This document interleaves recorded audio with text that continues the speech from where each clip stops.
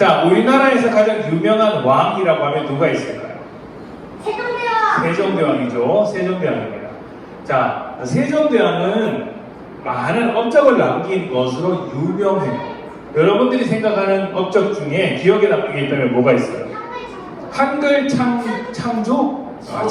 창조 좋아요. 맞아요. 한글 훈민정음이죠. 자, 이렇게 해서 훈민정음이 나옵니다. 나라말 삼이 중국의 나라 이렇게 해서 훈민정음이 쭉 나오고 실제로 이 책들이 남겨져 있어서 우리가 지금까지도 한글을 사용하고 있어요. 이게 역사적으로나 사람들에게는 아주 유명한 업적이죠. 그런데 한글만 창제하셨을까요? 추국이나 여러 가지 장비들을 만드셨겠죠.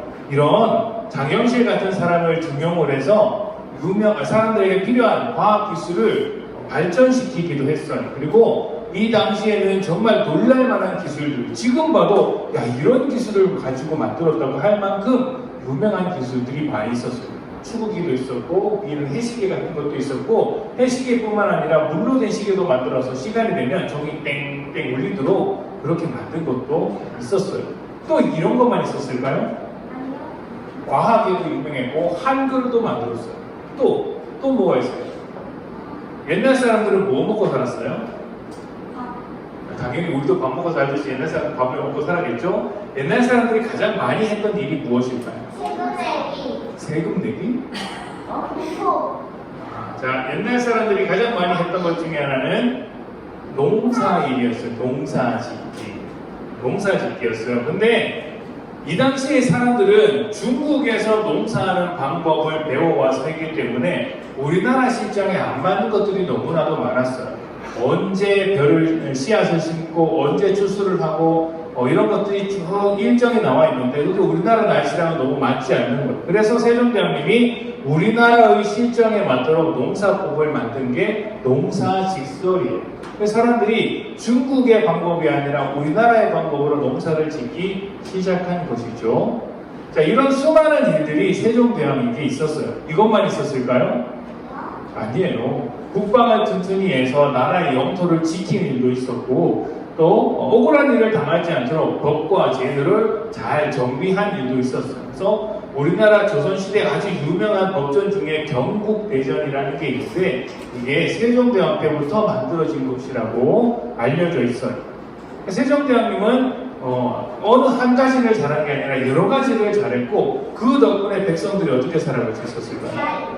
잘 살아갈 수 있었겠죠? 행복하게 살아갈 수 있었겠죠. 그런데 그렇게 세종대왕님 같은 왕만 있다면 좋을 텐데 그런 왕만 있었을까요? 아닐까요? 당연히 아니겠죠. 왕이 누구냐에 따라 그 나라의 백성들이 행복해질 수도 있고 불행해질 수도 있다는 거예요. 세종대왕님 같은 훌륭한 왕이 등장을 한다면 행복한 나라가 되겠지만 누구처럼 나쁜 왕이 등장한다면 그 나라 백성들은 다 불행해지겠죠? 자, 예수님이 계시던 당시에 그 나라를 다스리던 왕은 누구였을까요? 달란트 3개를 걸겠습니다. 로마 황제 이름 누구일까요? 어디서 들었죠? 성경을 찾아봐라 나온다. 누구일까요? 자, 목사님이 얼굴을 보여줄게요. 이 사람이 누구죠? 카이사르. 카이사르는 황제의 호칭이에요. 우리나라로 치면 왕, 카이사르. 그러니까 모든 로마 황제는 카이사르였어요. 근데 저 카이사르의 이름이 있었어. 휴다입니다. 휴다입니다. 뭘까요? 아로 시작해요.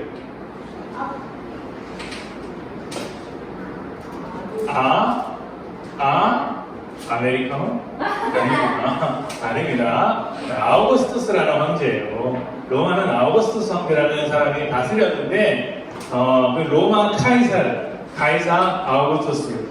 카이사르가 다스릴 때는 어떤 나라였을까요? 좋은 나라였을까요? 이 당시에 전 세계는 로마가 다스린다고 할 정도로 이 황제의 영향력은 대단했어요. 그런데 이 나라의 특징이 뭐냐면 힘으로 정복하는 나라였어요. 무조건 다른 나라를 힘으로 눌러서 말 안 들으면 너 못 살게 할 거야. 너 반역했어? 나 죽여버리겠어. 이렇게 말하는 게 황제의 권한이었어요. 실제로 많은 사람들이 로마의 많은 사람들이 반역자가 몰려서 처형당하는 일들이 많았어요. 대표적으로 스파르타쿠스라는 이제 검투사가 있었는데 이 검투사들이 로마에서 반역한 일이 있었어요.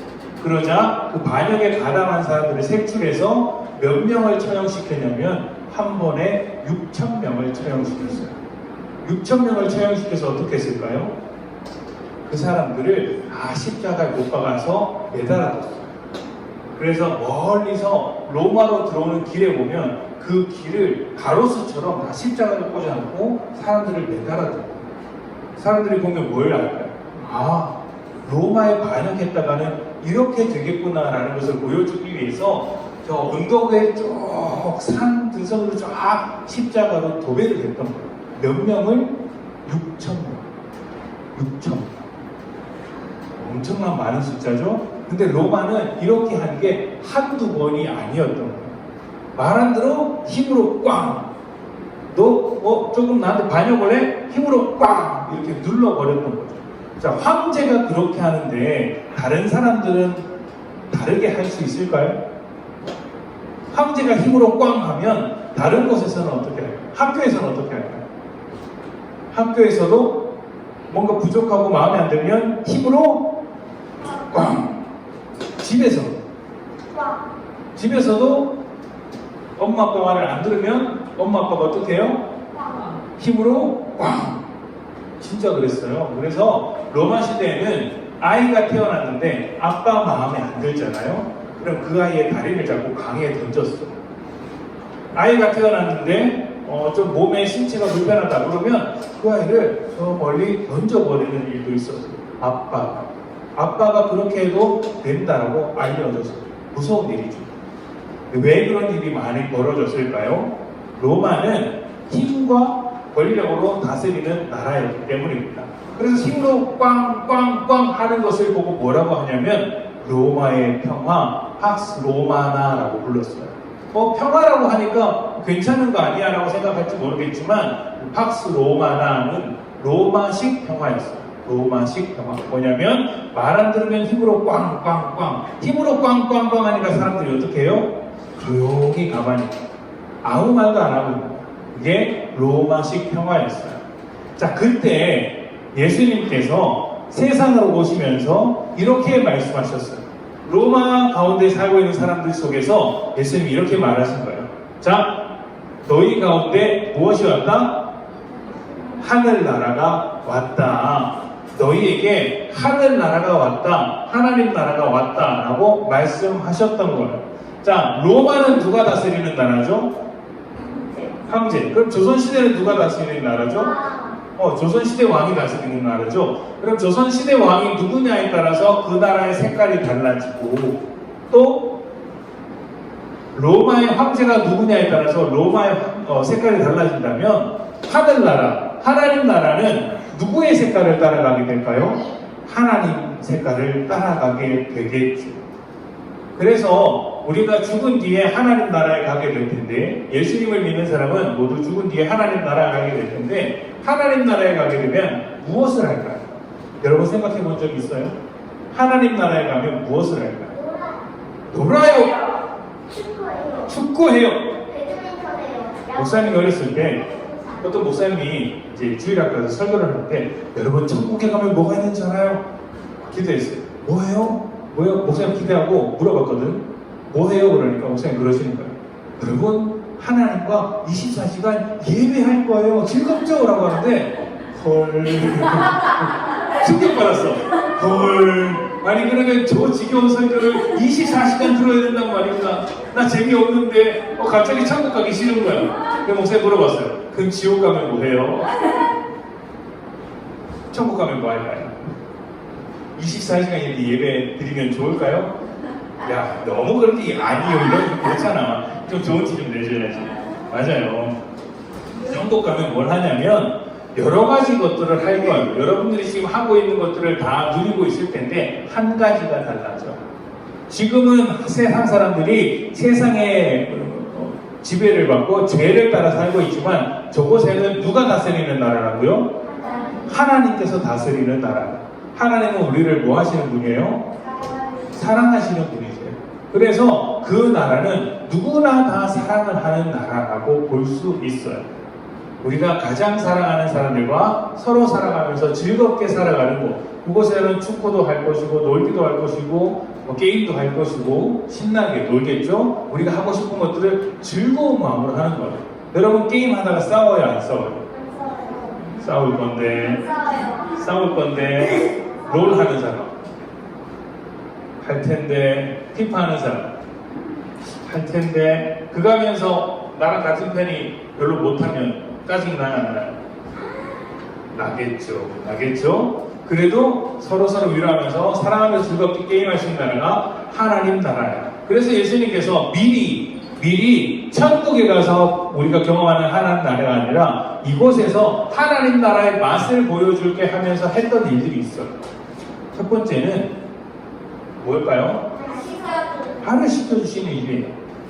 저 사람은 나보다 낮은 사람이라서 발을 씻겨줄 필요가 없어 라고 하는데도 불구하고 예수님은 아니야, 나는 너희보다 높지만 선생님이지만 제자들의 발을 씻겨주는 거야. 너희도 이와 같이 해. 그래야 하나님 나라의 백성다운 거야. 섬겨주는 거야. 사랑해주는 거야 라고 하는 거예요. 그런데 이렇게 발을 씻겨주는 사람 중에는 누가 있었나요? 우리 지난 여름 설교하고 때 들었던 얘기인데 누가 있었을까? 베드로도 있었지. 근데 베드로 말고 예수님을 배반했던 사람. 요한? 큰일 날 소리야. 요한? 아니에요. 예수님을 배반했던 사람. 갈라타 봅시다. 성까지 마셔요.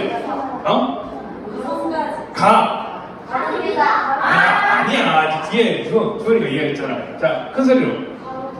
가룟유다. 맞아요. 가룟유다였어요. 예수님을 마음에 들어 하지 않아서 팔아넘겼던 가룟유다까지 발을 씻겨주신 거예요. 그러니까 나에게 로마는 어떻게 한다고요? 반역자 마음에 안 들어? 꽝! 했지만 예수님은 아니야, 너 반역자라도 내가 끝까지 너 책임질게, 사랑해줄게 하시는 거예요. 그렇게 해서 모든 사람들을 위하여 십자가에 못 박혀 죽으신 것이 예수님인데 이러한 예수님의 사랑이 가득한 나라가 어디라고요? 하나님 나라인 거예요. 자, 우리 말씀을 한번 읽어봅시다. 요한복음 1장 12절 시작. 그러나 누구든지 그분을 영접하는 사람들, 그분의 이름을 믿는 사람들에게는 하나님의 자녀가 되는 자격을 주셨습니다. 자, 그리고 요한복음 3장 16절 시작. 이와 같이 하나님께서는 세상을 사랑하여 생명을 주셨다. 이는 누구든지 그의 아들을 믿는 사람은 멸망하지 않고 영생을 얻게 하려 하시니라. 아멘. 자, 예수님을 믿는다면 우리가 누가 되는 거예요? 무엇이 되는 거예요? 자, 하나님의 자녀가 되는 자격을 주셨대요. 요한복음 3장 16절에서도 이는 누구든지 그의 아들을 믿는 사람은 멸망하지 않고 무엇을 얻는다? 영생을 얻는다. 영원히 살아가는 하나님 나라의 백성이 된다라고 하는 거예요. 하나님 나라는 영원한 나라예요. 예수님을 믿는 사람은 하나님 나라의 백성이 되어서 영원히 살겠죠. 영원히 하나님과 그리고 사람들과 사랑하면서 즐겁게 살아가는 나라가 하나님 나라예요. 그래서 여러분이 만약 예수님을 믿는다면 하나님의 백성으로서 영원한 하나님 나라에서 살게 될 거예요. 또 하나 예수님께서 하나님 나라가 어떠한 나라인지 가르쳐 주셨잖아요. 그래서 여러분이 예수님과 같은 마음으로 살아가게 된다면 여러분이 살아가는 모든 것이 영원히 살아갈 하나님 나라와 똑같은 나라가 되는 거예요. 예수님께서 사람들을 섬겨주신 것처럼 우리가 서로 사랑할 수 있다면, 여러분이 가정에서 섬기고 사랑할 수 있다면 가정은 뭐가 될까요? 하나님 나라 천국이 되겠죠. 아 싫어! 안 해! 하면 어떻게 돼요? 지옥이 되는 거예요. 학교에서도 마찬가지겠죠. 학원에서도 마찬가지겠죠. 친구들과 함께 있을 때도 마찬가지예요. 여러분이 예수님의 마음을 품고 살아갈 수 있다면 그곳이 하나님 나라가 될 거예요. 여러분은 모두 예수님을 믿고 있나요?